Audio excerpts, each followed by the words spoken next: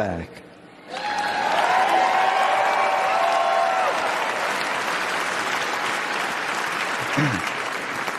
That's the attitude that saved the free world, and those years ago.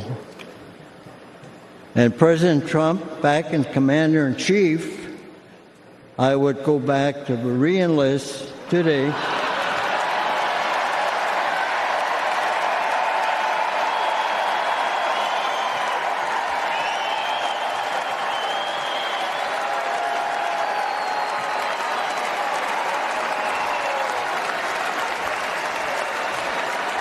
And I would storm whatever beach my country needs me to